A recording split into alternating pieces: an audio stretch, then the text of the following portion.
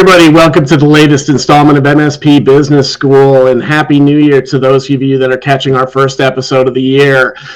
Really excited today. As I mentioned in our last episode, this year we're going to go back to some of the things that were core to us at MSP Business School, and that is bringing on folks from the MSP industry that really are experts in their area.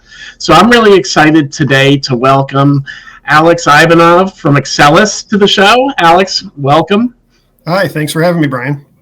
And we're going to have a great discussion today, I feel, about the role of the the role of the VCIO within the MSP, and really, some of the ways that you can approach TBRs. And this, at the time of recording, some of you may have seen Kyle Christensen from Empath's post that's blowing up on LinkedIn right now, where they really said, is the VCIO an account manager? And of course, that brought out a lot of passion, because the real question on the table is, who really should be the VCIO? And I do see in my role, over at VCIO Toolbox, that VCIOs come in many shapes and sizes.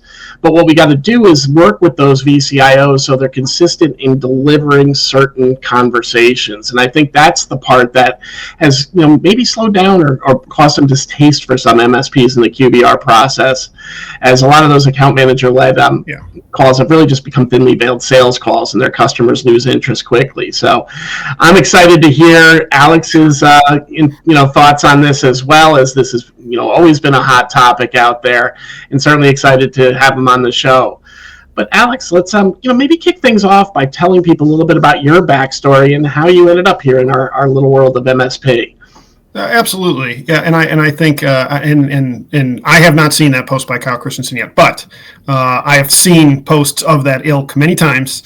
So it is certainly out there, and I've had the conversation before. So it'll be great to talk about it. But some background about me and the company I work for, Accellis. So the company I work for is a 40-person MSP, Accellis. We're located in Ohio. The exact age of the company is not exactly sure. It's 20-ish years old, a little over 20 years old.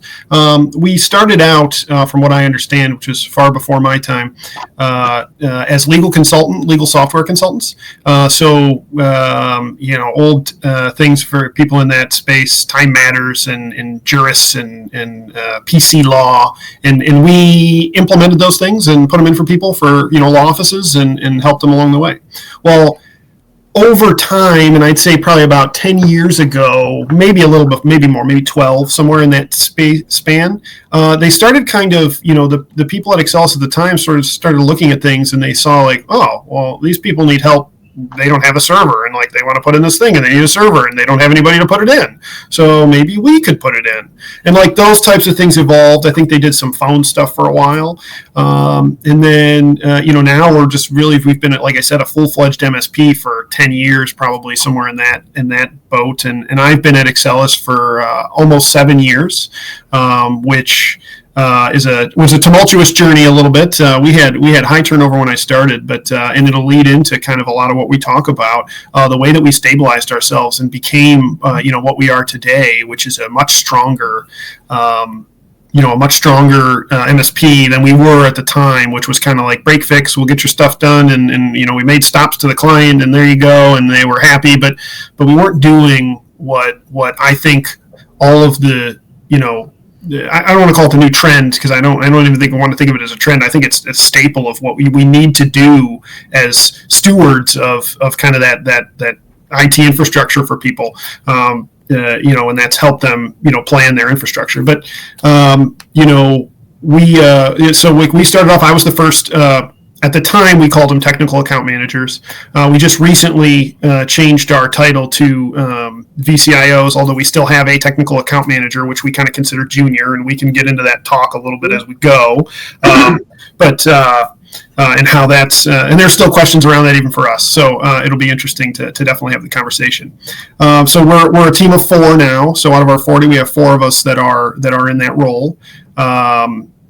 I've been in IT since 2012 myself, started off as an engineer, worked through, and then for the past 5 years, or whenever we started this position, 2019-ish, I took on the position of a technical account manager. And at the time, it was, we know we need to do this thing. We've heard about these things called TBRs, and we have no idea how to do them.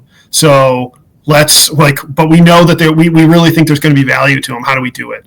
And I kind of said, well, I'll go bang my head against the wall and figure that out. And now we're here. But, one other thing I guess I would mention about us, as a company, I think that is important is we're big on, and I think it matters with what we talk about is the stewardship and helping people and helping our clients. And I really feel like that's what we do, and especially in the VCIO or technical account manager position, because we're really giving them, strong advice. But another thing that's big, and it's almost like a giving back. I mean, yes, we do this for money. It's not a not-for-profit organization. We're all-for-profit entities, no doubt. But we're really big with some local foundations. So like we work with a thing called Boys Hope, Girls Hope. It's like a foundation that works with kind of underprivileged kids and gives them a chance to do some things that they might not otherwise get to do. So we hold classes with them once a week where people from our office volunteer, and we help them with like resume creation and things of that nature. But one of the things we've started recently is we're actually starting to train them in basic IT functionality, and we've in fact kind of helped them start their own help desk with their students to manage the issues. So even when one of their teachers is having an issue, they can call a help desk number, and there's a student, or they can put in an email and there's a student there that works to help those requests. So we're certainly starting to work through those types of things with them, and again, it's about giving back and empowering others, and that's what a huge part. So I just had a meeting with a client yesterday or a couple days ago, and it's one of the biggest things that I tell them is, my job is to give you the information and the knowledge that you need to make a really informed decision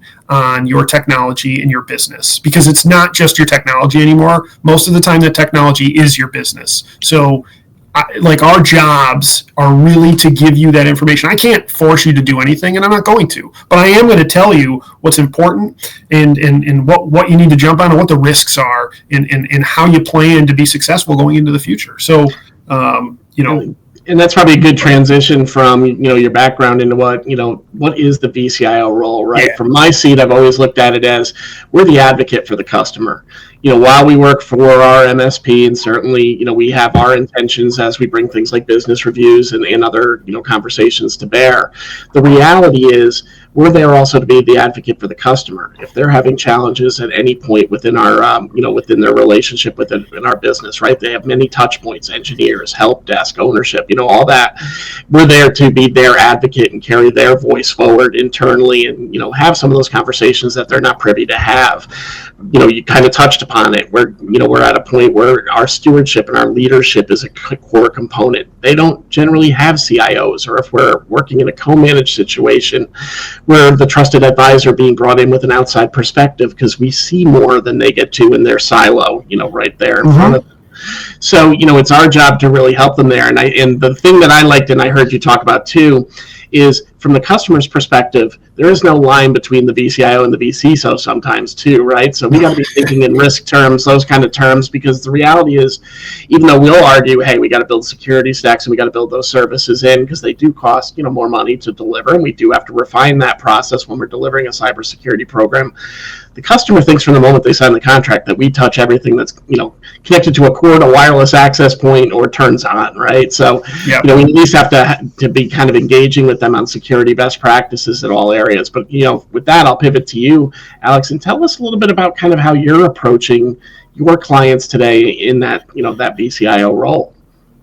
So, and it's evolved over time, obviously, I think, to start, as I said, but when we really look at it is really that trusted technical advisor. I think, one of the things that, and it's like my own personal kind of philosophy that our COO loves when I say it. He doesn't love it. That's actually not true. But I say, obviously we work with making money and all those kind of things. I said, but really we deal in two currencies. And one of those currencies is trust. Because if they don't trust me, if they see me, and you mentioned it a little bit kind of in your intro about like, hey, is this a sales call? And we've had that. So not recently, within the past year, I had a client kind of come to me, and say, hey, like we feel like your TBRs are just gigantic, that this is a gigantic sales call. And for me, as the person who was the first VCIO or technical account manager at the time in our company, and I basically created what we do today, I took it very personally because that was absolutely never a thing that I wanted to hear, and I still don't. And one of the ways I made that very clear up front with our team as I did that is I said, listen, like we started off with, so to give you kind of maybe background, and this I think is helpful for a lot of people who are considering going down this road or trying to figure it out. One of the things that was a big deal for me, and this was just something I personally did, was when we started off, it was the compensation for how a VCIO or a technical account manager is paid.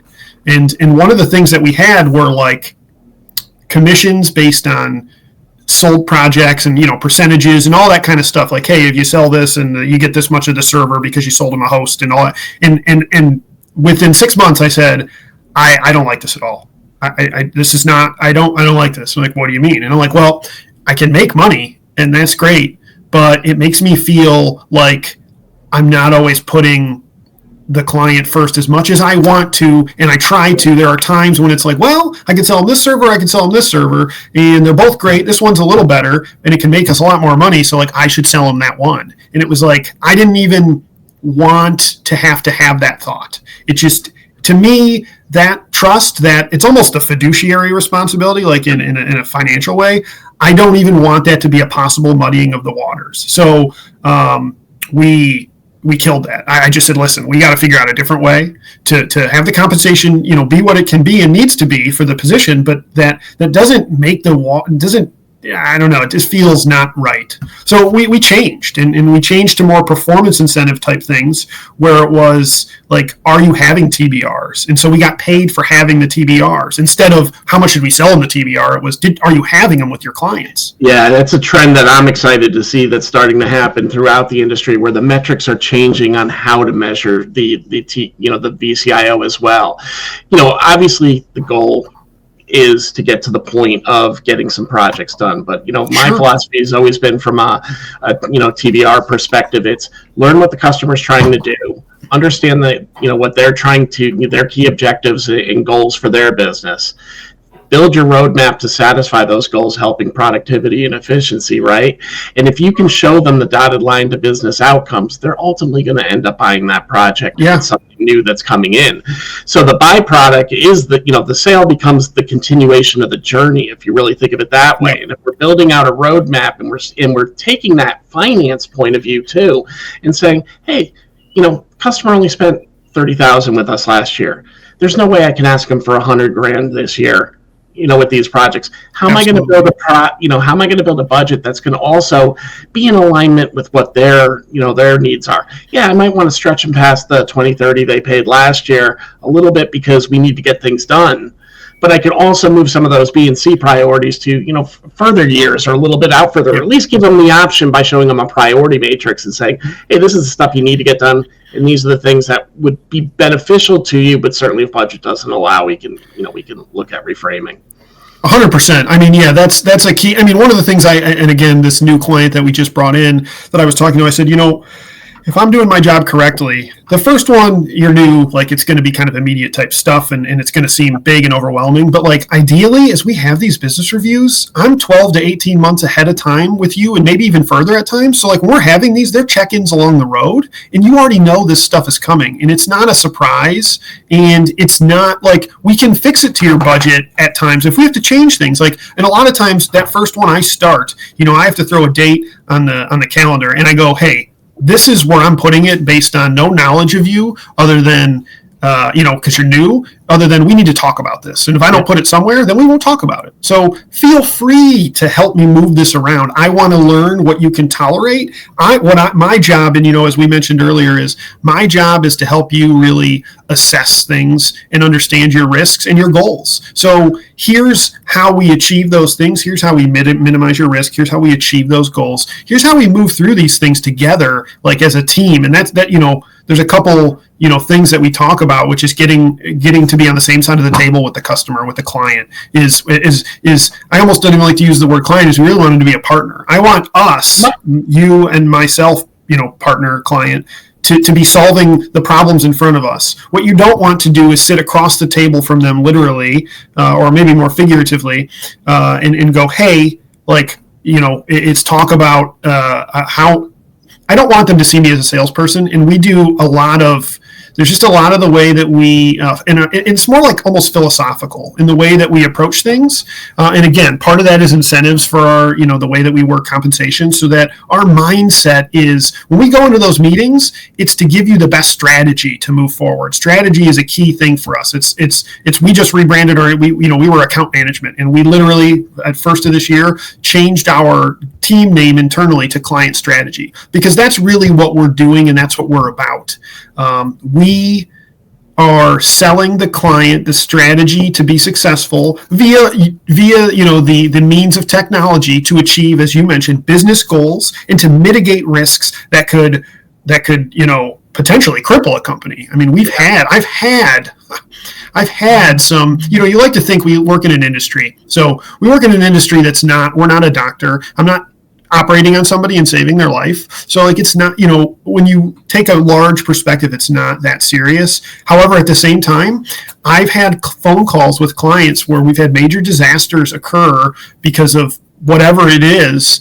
And I've had to look a person, in the face over a Teams or a Zoom call and go, hey, I know this is rough and we're going to try to get you back there. And they go, listen, we have to have this, or I had to tell 40 people tomorrow they don't have a job anymore. Yeah. I've been there and seen it, and it's tough. I was going to say, don't underestimate that. When you think about, when a system goes down, right? A small to mid-sized business owner, most small businesses are, 1 or 2 paydays away from being insolvent, yeah. Right? Just on how cash flow works.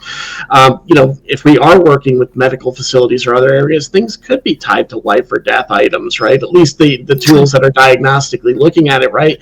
So, I know from, when I was an MSP, we always had this lens of, whatever's happened, if the customer's down, there is a criticality to it somewhere within that business. So it's going to trickle down there. And if it goes long enough, it's going to cause some significant pain that could result, like you said, in potentially the loss of jobs, the contraction of folks. It could even be our exit, right? So we got to make sure that we're doing things the right way. And, I love the fact that you guys are moving to kind of that concept of client strategy, because I think that's really the way you do have to look at it. When I've been around the industry long enough that when the VCIO role originally, hit the marketplace, it was definitely more technical at that point in time. It was coming in really trying to guide people that way and try to be a little bit more consultative. MSPs started realizing that they could make a little bit of money at this too. It was definitely accelerating the opportunities. And I think for a little while it positioned into, hey, we need to be doing this to stay in front of our customers. And certainly we're going to have net expansion revenue. I think it's a melding of both now that people are becoming educated to. The byproduct is that output of new revenue. But really, if we're not going in there being more strategic, trying to earn our customers' trust, like you said earlier, really learn what they're trying to do as a business and put solutions forth to them that are going to hit both their budgetary, internal, and security requirements. And then another thing that you and I were talking about beforehand, and I'll hand the baton back to you in a moment, and talking about the risk factors involved, so they can make more informed, more confident decisions, not just take us on blind faith, and obviously, hopefully, remove some of that sales friction that comes in with this and really become solutions guidance. Yeah. So with that, I'll pivot to you a little bit. How are you handling those risk stories with your client today? Because that's really becoming a hot button conversation. So, it starts with, a lot of, again, I think a huge part of it is building that trust. And I think there's even there's an element to this where you can't be as effective as you need to be when a client is new to you, for example, because they don't know you from the guy down the street yet. They have no concept of who you are. So there's a lot that goes into, I guess, a first impression. And I like to be very honest and forthright in that first impression. So I guess this goes into your question, a little bit is, again, it's building that trust. So again, it's nice that I can use this example, but talking to this client, I said, this new client that we got, we met them for lunch. They're not even live yet. They're live in a month. But it was, let's meet, let me meet, let's establish a relationship. Let's establish some trust. And, I talked about it and I said, listen, we're going to have a business review, within the first month or two of you coming on, once we've really gathered all the information and we can have an educated conversation with you about things. And I said, and it's going to be overwhelming and it's probably going to look expensive. And like, there's no two ways about that. And I'm not trying to veil that or hide that from you. Yep. Because ultimately, that a lot of times is the thing that paints the picture around that risk that you talked about. So, I can point out risks, and they may believe me or not believe me. But as you establish that trust, your voice becomes more credible to them. And then they start and for me, I can feel it. I can sense it when they start to kind of take me at my word. And because I'm not trying to hide any costs, that was one thing, a mistake I used to make early on, was felt bad that this was going to cost this much money, even though I know they needed it. And I would kind of skirt around it. And what I realized was, I'm not doing myself nor them any favors. It looks like I'm trying to hide something, which I was, and I shouldn't be trying to hide it, because that's just what it costs to do the business. Like, it is what it is, and it's unfortunate, but you have a business that you're running. My job is to give you great information and put you in the best place to succeed from a technology standpoint. So by hiding something from you and all that, like, it does nothing but build mistrust, the opposite of what I'm trying to do, to try to spare feelings of sticker shock and things like that. And it really mars the whole process. So as I've learned over the 5-6 years that I've been doing this role, it's again, I kind of come out with the full thing, and I tell them before we ever see it, like, listen, this is going to be overwhelming. You can tell me it's overwhelming in the meeting. That's totally fine. Like, I want you to understand that I'm your partner on this, and that we are going to figure out how we get through this together, what we can, like you said, what we can push off a little bit, what we need to do, where are those risks. All I can tell you, and I mean, I've used these words as much as they're never, again, they don't know me from anything, is I'm never going to tell you something that I don't truly believe is something that you need. And you can, that can be a sales line if you want it to be. But like, I'm just very genuine and honest right up front, and I really try to exude that to the client, because that is who I am. I'm never going to, and it's part, again, as I go back to where I started, I don't want to have the inkling in the back of my mind, even if I wouldn't do it, to sell them something that they don't need because I can make more money from it. So I just said, let's get rid of it. I don't even want it to be a thing. And maybe it's not for me. Maybe it's my team. Maybe there's somebody else who would feel tougher about it. Maybe they need the money very badly. Like, they really need it. So like, I'm going to do this, and it might not be the right thing. I did not ever want that to be a conflict of interest. So we killed it. And it's the best thing that we did when we did it. And it was only 6 months to a year into when I started, when we did that. But like, that allowed me to really just go in there and really give them, a strategic vision. And, one of the other things is, I don't sell something every TBR. And that's a little bit by design. Very critical part. Like, sometimes we go in there and we just talk about things. And yeah, it might set up something for the future. But if you're going in there, it's one of those things too, like where we talked about measurements and metrics on a TBR. And we said, like, okay, like one of the metrics was a question after that we had to self-grade as a how the meeting went. Did we meet on cadence? Did we meet with the people that we need to meet with? Did they take recommendations? Did their stack, did they become more stack aligned as we work inside of our stack? And it was like, there came a certain point where I said, I like all those questions, but when I have to answer no and it looks bad that they didn't take a recommendation, sometimes that's a good thing, because there's such a thing as fatigue for me coming in, and then that's what dresses you as a sales call every time. Then your client's going for these quarterly meetings that you have with them. They're going, okay, how much is he going to ask me to spend this time? And like, I don't want that. And it doesn't need to be that way. It takes a little bit of strategic forethought to put that forward, but it's okay to go into a meeting and just be able to talk about kind of the state of the union, state of where things are, talk about some stuff that we're going to be heading up over the next 6 months to a year, and and maybe speak to them more and just listen a little bit more about where their business is and what their business goals are, because maybe there are new things that have come up since we last talked, and maybe that adjusts the plan that we're going to do going forward. So it's really a huge part of how you approach it, and giving them the ability to kind of lead a little bit of it, I guess, as it were. Again, giving them a chance to talk about themselves and their business. Well, as we all mature as an industry, and as, certainly cybersecurity and moreover, the need for cyber liability insurance continues to guide a lot of our decision making with our clients. The truth is, there is a lot more to talk about, and a lot of it, the the customer is the owner of as well. When we look at policies as an example, our policies being reviewed, our policies being implemented, these are conversations we can have with our customers, and we might not be the direct ones responsible for implementing those kind of things, right? Employee, staff awareness and training. It's one thing to say, okay, here's the tool that we can deliver training. It's another thing for them to say, but are we tracking who's doing it? Are we having conversations with those people that aren't taking their trainings or are clicking on those phishing emails, and educating them to why that's going to be a problem, and building kind of a cybersecurity, an awareness culture in our business, so people also feel empowered if they make a mistake to come to you and not be there. And there's a lot of conversations we can have in this VCIO role that have nothing to do with money, have nothing to do with pushing the needle on budgets, that are still really doing great things for our customers, going to build trust and earn us that business long term, as well.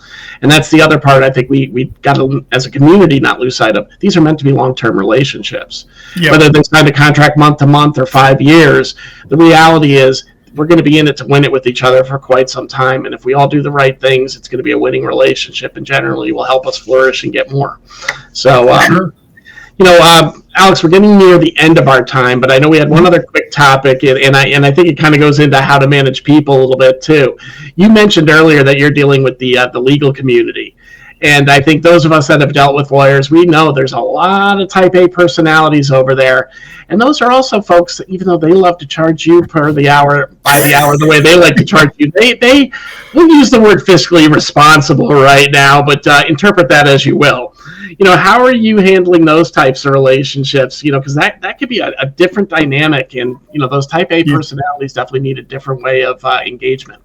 So I think there's a couple things. If you're going, especially litigation, as I know I think you and I mentioned before, Brian, at some point, litigators a lot of times come into a meeting like they're going to a court case, and they're like, let's battle. So it's kind of a little bit of, it's almost, I hate using this term, but it's a little bit of a war term, a historical war, is know your enemy a little bit. Yeah. And I don't want to think of the client as an enemy, because that's absolutely, again, it's a partner. But it is good to know the person and understand who they are, who's sitting across from you. So understanding that person, I think, is step one. You need to know who you're talking to. So the first time you meet, that might be a little tougher, but use that time to learn who they are, what's important to them, what's important to their business, how do they function, what do they need to do. I think that's a key thing.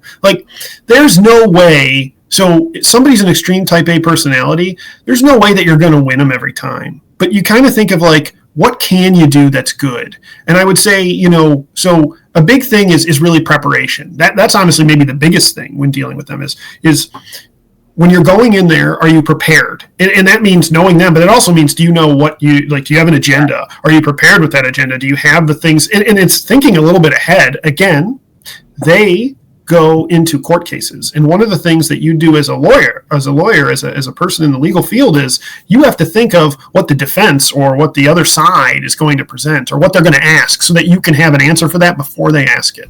So it's not only looking at what you want to present or what you need to talk about, but it's also looking at what kind of questions might they have along the way that you can anticipate beforehand, and if you're lucky, have a good answer for that. Because the other thing that it does is that, again, builds up confidence in you as the face of that, that IT. It builds confidence and it builds trust, because they start to go, okay, this person knows their stuff.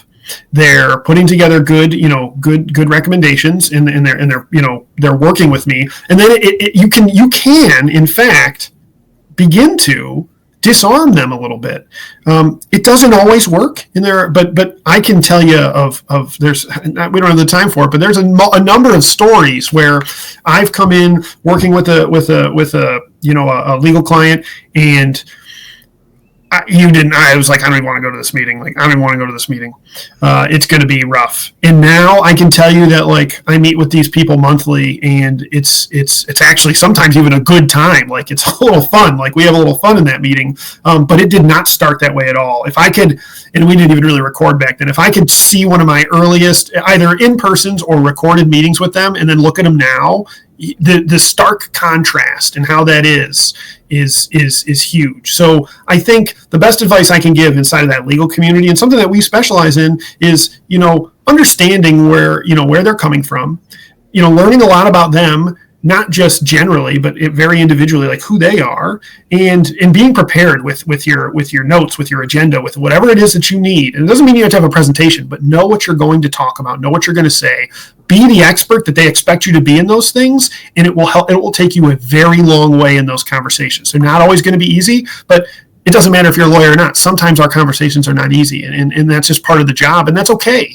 I wish it could always be easy, but it's not going to be. And I think the longer that you're in the business, you realize that, and it doesn't affect you as much. But I've certainly had new account managers who, they get really rattled by it, and I go, I expect it. It's okay. You are going to be, but guess what? You're stronger now than you were before that meeting, and you're going to be stronger in the future, and you know what to do to help yourself and make this better going forward. So when we talk about the legal community, the best advice I can give is be prepared, be ready. Think of it a little like a court case. Think of how they think of those things, especially litigators. Just be prepared and be a little empathetic at times, because you need to be. I mean, they have deadlines that they have to hit, and it matters a lot, as we mentioned. They sometimes work in a life and death type of situation where they have to deal with somebody in trial. So understand where they're coming from. It's usually not personal. And do your best to be prepared and do a good job for them. And usually they see that, and it ends up making things go fairly well. Well, Alex, we're at the end of our time here. I mean, great insights. I really, appreciate you sharing, your approach to the VCIO process, how Accellis is doing it, and, look forward to talking to you more in the future. Listeners, if you want to get in touch with Alex, I'm putting his LinkedIn down here at the bottom of the screen. We'll also post it up in the show notes, of course.